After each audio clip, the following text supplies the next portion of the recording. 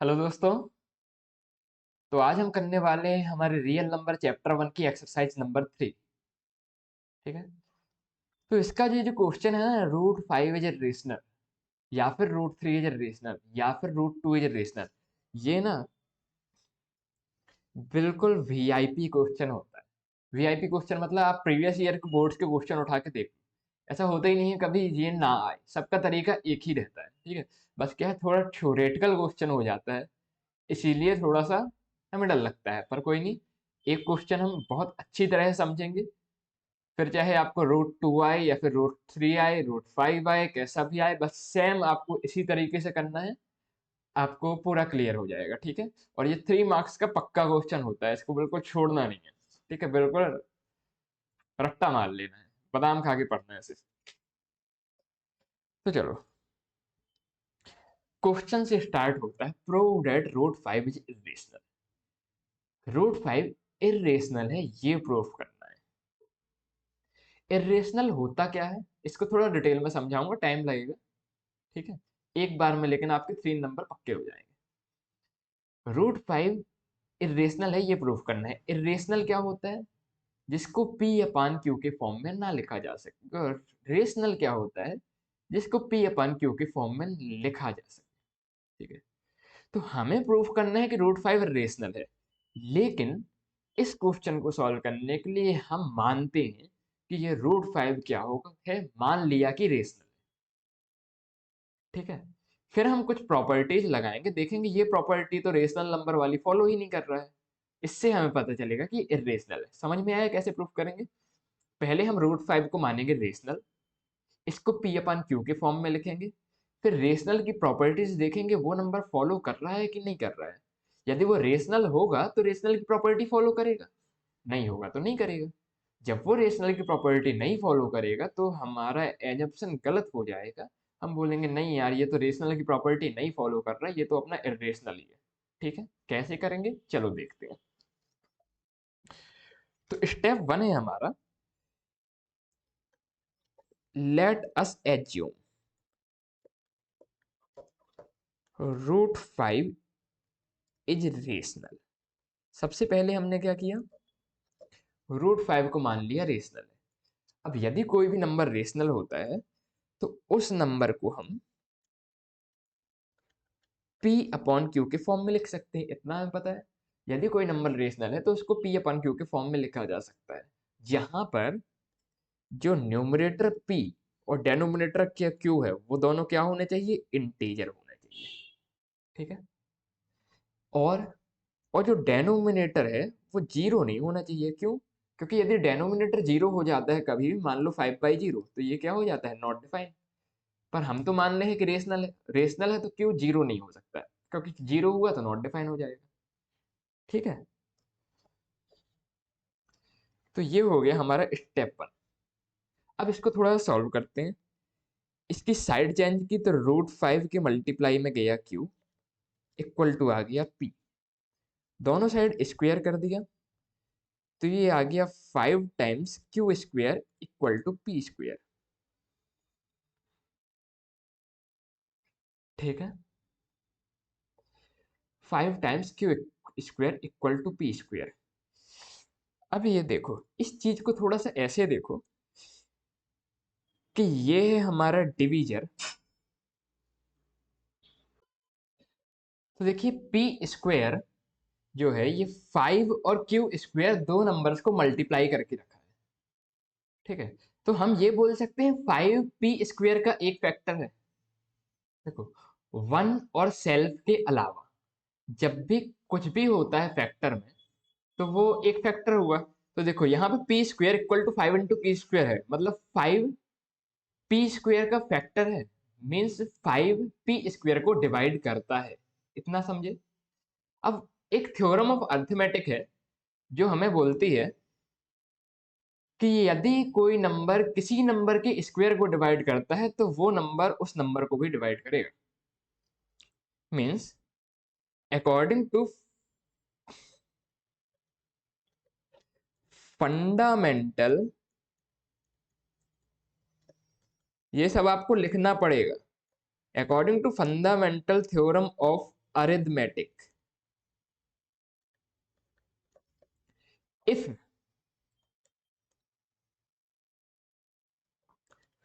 5 divide p square, then 5 divide p also। मतलब ये theorem क्या बोलती है, यदि कोई नंबर किसी नंबर के स्क्वायर को डिवाइड करती है, यदि कोई नंबर किसी नंबर के स्क्वायर को डिवाइड करती है, तो वो नंबर उस नंबर को भी डिवाइड करेगी। मतलब यदि 5p स्क्वायर को डिवाइड करता है तो 5p को भी डिवाइड करेगा। इतना समझे। अब जब 5p को डिवाइड करेगा तो 5 क्या है, डिवीजर। 5 क्या है, डिवीजर। 5 ये p क्या है, डिवीजर, और 5 क्या है, डिवाइडेड। तो जब भी हम डिवाइड करते हैं तो एक क्वोशेंट आता है। तो हमने माना कि जब 5 p को डिवाइड करता है तो कोई क्वोशेंट आता है c। तो क्या डिवीजर को डिवाइडेंड को डिवीजर इंटू क्वोशेंट लिख सकते हैं। मतलब जैसे कि 6 को 2 से डिवाइड करते हैं तो 3 आता है, तो 6 को लिख सकते हैं हम 2 इंटू 3। तो यदि 5p को डिवाइड करता है तो कुछ आता होगा, जैसे यहाँ पे 3 आ रहा है, तो हमने माना कि वो चीज c आ रही है। तो हमने 5 इंटू सी p लिख दिया। ठीक है, स्क्वायर करते हैं दोनों तरफ। तो ये हो गया 25c² equal to p square. Equation number 1 की वैल्यू डाल देते हैं p स्क्वायर में। ठीक है, तो 25c² LHS में है, और p स्क्वायर की वैल्यू इक्वेशन नंबर 1 से क्या लिख दी हमने, 5q²।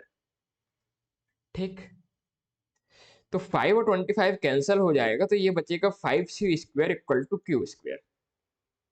इतना समझ में आया।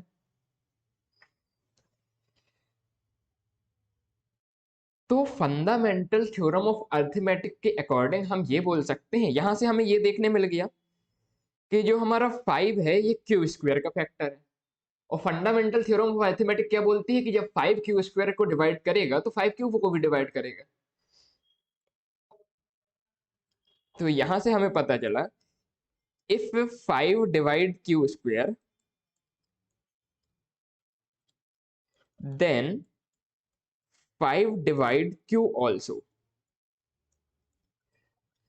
मतलब 5 यदि q² को डिवाइड करता है तो 5q को भी डिवाइड करेगा। कौन सी थ्योरम से, यही फंडामेंटल थ्योरम ऑफ अरिथमेटिक से। ठीक है, अब मुझे ये बताना, हमने यहां पर देखा था कि 5p को डिवाइड करता है, और यहां पे हमें क्या पता चला, 5q को डिवाइड करता है। मीन्स अब हमारे पास p और q का एक कॉमन फैक्टर है। मीन्स इसको ऐसे लिख देते हैं, अपनी लैंग्वेज नहीं, मैथ वाली लैंग्वेज में लिख देते हैं, थोड़ा सा टेक्निकल। दिस इंप्लाइज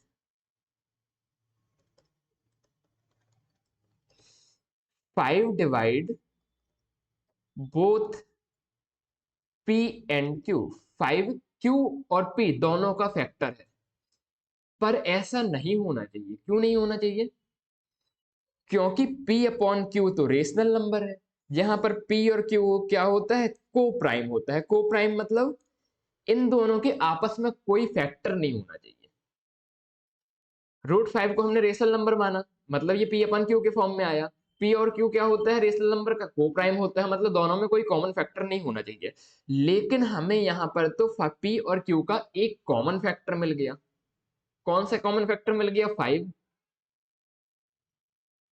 पर यदि p upon q rational number है तो कोई कॉमन फैक्टर नहीं मिलना चाहिए था, पर ये मिल गया। मतलब कुछ तो गलत किया हमने। क्या गलत किया, हमने ये जो एजप्शन माना था कि √5 रेशनल है, ये एजप्शन गलत हो गया। आया क्या समझ में, एक बार फिर से ब्रीफ कर दूंगा। तो यहां हम लिखेंगे, this means this means our assumption is wrong.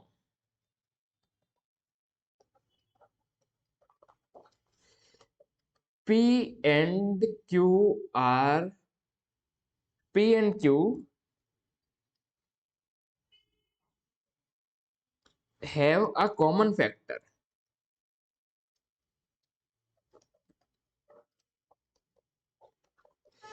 This contradict our statement.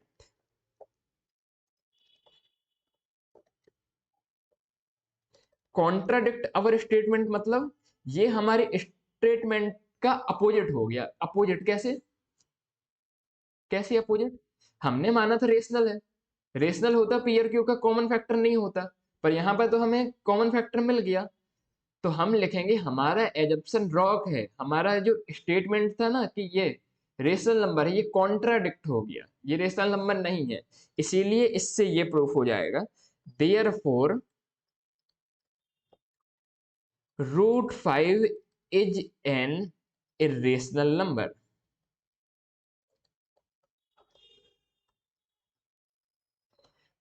आया क्या समझ में?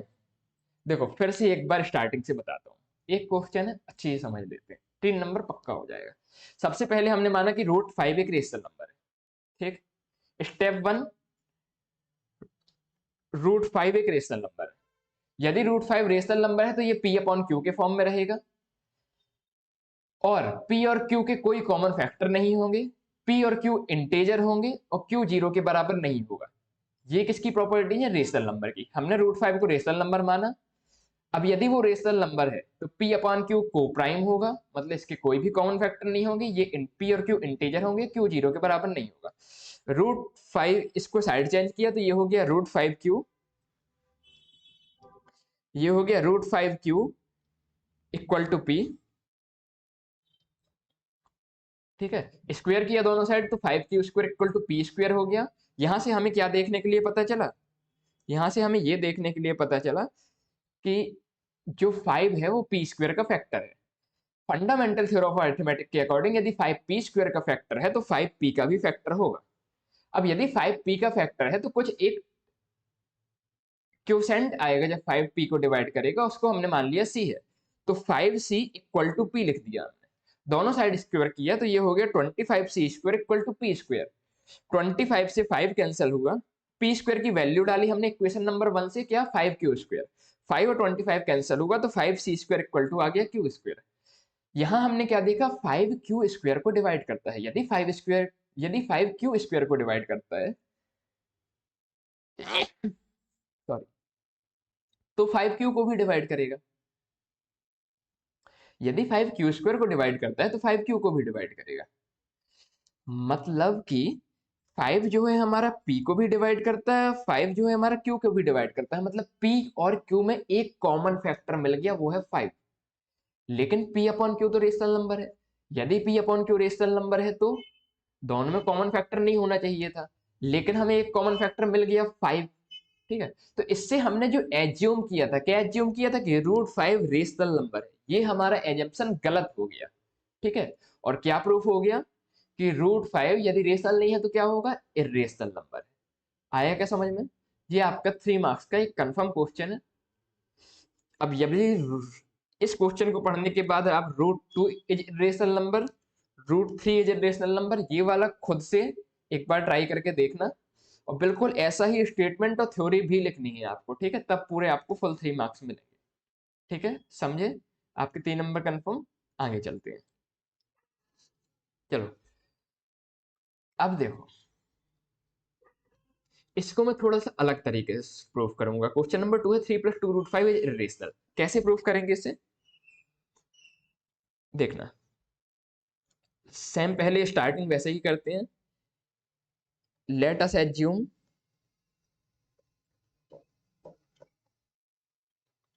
Three plus two root five is rational. पहले हमने क्या किया? 3 + 2 √5 को रेशनल मान लिया। यदि 3 + 2 √5 रेशनल होगा तो ये किस फॉर्म में होगा? P अपॉन Q के फॉर्म में, जहां पर P और Q क्या हो जाएंगे? इंटीजर। Q 0 के बराबर नहीं हो सकता, और P एंड Q क्या हो जाएगा? को प्राइम। को प्राइम मतलब दोनों में कोई कॉमन फैक्टर नहीं है, ठीक है। साइड चेंज करते हैं। इस तरह के क्वेश्चन की जब मतलब √2 √3 तो √5 ऐसा कुछ आएगी तो अप्रोच वैसी रहेगी जैसे पिछले क्वेश्चन में थी। और इस तरह के क्वेश्चन में हम रिजल्ट का यूज करेंगे। कैसे करेंगे देखते हैं। यदि 3 + 2√5 = p/q एक रेशनल नंबर है, इसकी साइड चेंज की हमने तो ये हो गया 2√5 = p/q - 3। इसको लिख सकते हैं 2√5 = एलसीएम लिया तो नीचे आया q, यहाँ आया p - 3q/3। ठीक है। अब देखो यदि p/q रेशनल नंबर है तो ये जो p/q - 3 है ये भी एक रेशनल नंबर होगा। ठीक है। एलसीएम लेके जो आया ये भी एक रेशनल नंबर होगा। साइड चेंज करते हैं 2 की तो ये √5 =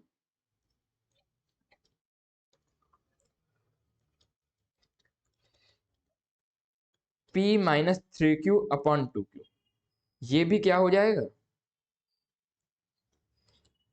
एक रेशनल नंबर हो जाएगा एलएचएस का। अब देखो रेशनल नंबर के साथ हमने कुछ गुणा भाग किया है। क्या आया, √5 = p/2q - 3/2। जब रेशनल नंबर के साथ कुछ गुणा भाग किया तो ये जो आया एलएचएस में हमारा, ये क्या रहेगा, हमेशा रेशनल नंबर ही आएगा। लेकिन जो एलएचएस में, आरएचएस में तो एक रेशनल नंबर ही रहेगा। हम रेशनल नंबर से कुछ नंबर का प्लस माइनस कर रहे हैं। ठीक है। लेकिन आरएचएस में जो √5 आया, ये तो √5 इरेशनल नंबर है। तो एक इरेशनल नंबर एक रेशनल नंबर के बराबर हो सकता है क्या? नहीं हो सकता। देखो √5 क्या है, एलएचएस में एक इरेशनल नंबर है, पता है। ये हमने क्या किया, रिजल्ट यूज किया। ठीक है। और आरएचएस में जो कुछ प्लस माइनस से आया ये एक रेशनल नंबर होगा, क्योंकि p/q एक रेशनल नंबर था। तो क्या इरेशनल नंबर रेशनल नंबर के बराबर हो सकता है? नहीं हो सकता। तो हम क्या लिखेंगे, hence our assumption is wrong. हमने जो एज्यूम किया था वो क्या हो गया, गलत हो गया। 3 + 2√5 इज इरेशनल नंबर। आया क्या समझ में? कुछ भी नहीं किया। एक साइड हमने माना एलएचएस में p/q, इसको रेशनल मान लिया। उसमें कुछ साइड चेंज करी और साइड में हमें √5 पता है इरेशनल होता है, तो हमने एलएचएस में केवल √5 छोड़ा और जितनी चीजें उसके साथ थी सब कुछ आरएचएस में ले आए। ठीक है। अब इरेशनल और रेशनल बराबर हो नहीं सकता, मतलब कुछ तो गड़बड़ की है हमने। क्या गड़बड़ की है? जो सोचकर हमने अपनी कैलकुलेशन को आगे बढ़ाया था वही गलत है। मतलब 3 + 2√5 को हमने रेशनल मान के अपनी कैलकुलेशन को आगे बढ़ाया था, वो स्टेटमेंट गलत हो गया। और हमारा क्या प्रूफ हो गया, 3 + 2√5 इरेशनल नंबर है। ठीक है। Hence proof. इस टाइप के क्वेश्चन को हम इस अप्रोच से करेंगे। और जब ये वाले क्वेश्चन आएंगे √2 is irrational, √3 is irrational, √5 is irrational, पिछले वाले क्वेश्चन की अप्रोच से करेंगे। ठीक है, समझ में आया? आगे चलें ना। Question number 3। अब इसमें √2, √3, √5 इनको प्रूफ करने के लिए पूछा है क्या? नहीं पूछा है। ये दिए हैं तो इनको किस क्वेश्चन की अप्रोच से करेंगे, जैसे पिछला क्वेश्चन को किया था। कैसे? रिजल्ट का यूज करके। यहाँ पे रिजल्ट का यूज किया था ना, ऐसे ही रिजल्ट को यूज करके करेंगे। ठीक है। तो चलो स्टार्ट करते हैं। अब तो ये सब जल्दी जल्दी हो जाएंगे। तो पहला वाला करते हैं 1/√2। तो late us assume 1/√2 is rational. 1/√2 क्या मान लिया, रेशनल मान लिया। तो 1/√2 क्या हो गया, p/q के फॉर्म में, जहां पर p और q हो जाएंगे हमारे इंटेजर, q हमारा 0 नहीं हो सकता, और p और q क्या हो जाएंगे, को प्राइम। ठीक है। √2 = q/p हो जाएगा, इसका रेसिप्रोकल ले लिया मैंने। ठीक है। अब देखना p/q क्या था हमारा, एक रेशनल नंबर था, ये हमने माना। ठीक है। यदि p/q रेशनल था तो p भी क्या होगा, रेशनल होगा। ठीक है।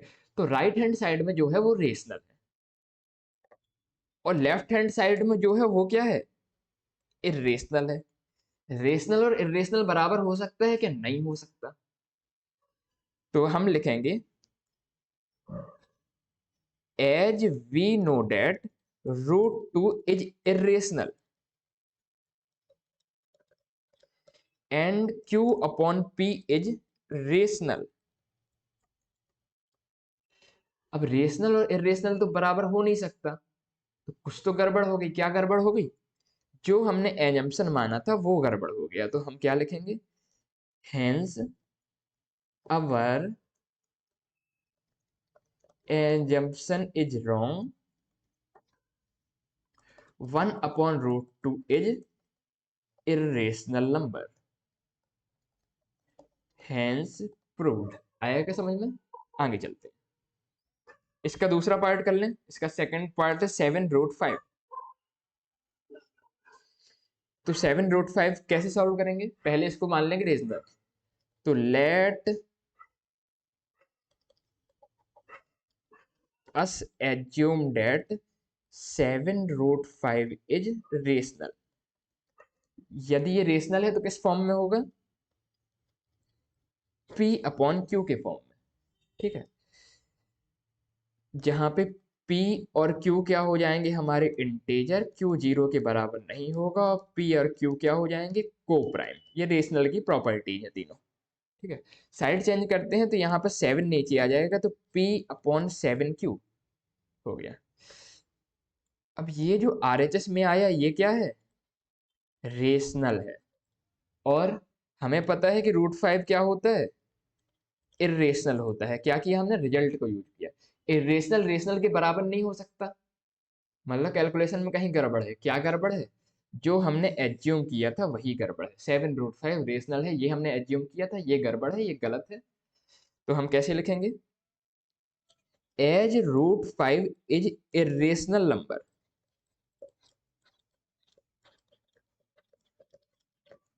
And P upon 7Q is rational number,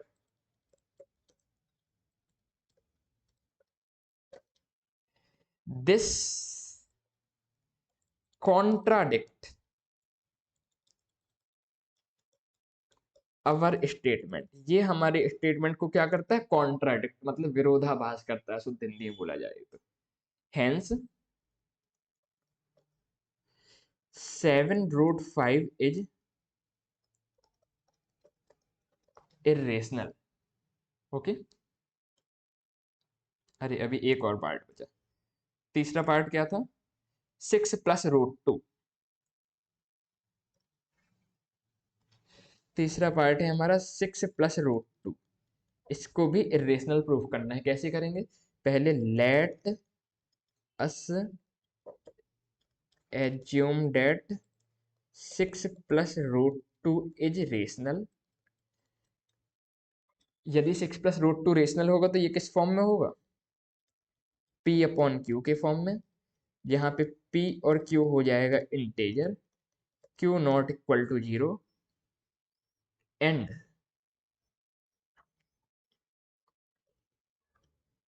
P Q क्या हो जाएगा? को प्राइम। ठीक है, साइड चेंज करते हैं तो √2 इक्वल टू आ गया P अपॉन Q -6। तो इसको लिख सकते हैं P -6Q upon 6 equal to √2। ठीक है, अब देखो ये जो है रेशनल था, इसमें कुछ प्लस माइनस किया तो ये रेशनल ही रहेगा। तो RHS में क्या है? रेशनल। LHS में क्या है?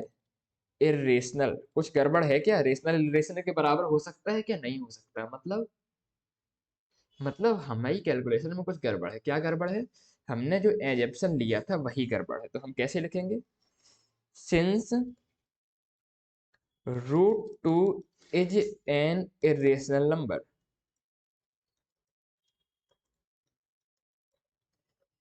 And P -6Q upon Q is rational,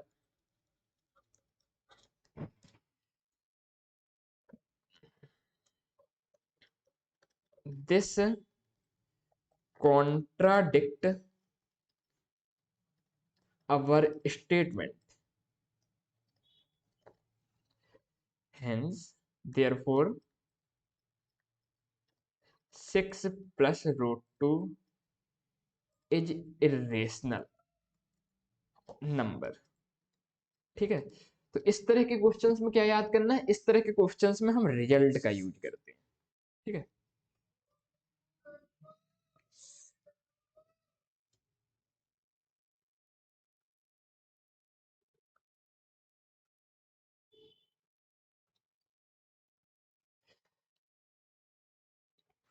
चलो एक्सरसाइज 3 इस क्वेश्चन के साथ खत्म होती है। इस एक्सरसाइज को ध्यान से पढ़ लेना, बहुत अच्छी से पढ़ लेना, कहीं भी डाउट रह जाता है तो कमेंट सेक्शन में पूछ लेना। इसके अलावा हमें मोटिवेशन बना रहे इसके लिए like, subscribe and share. Thank you.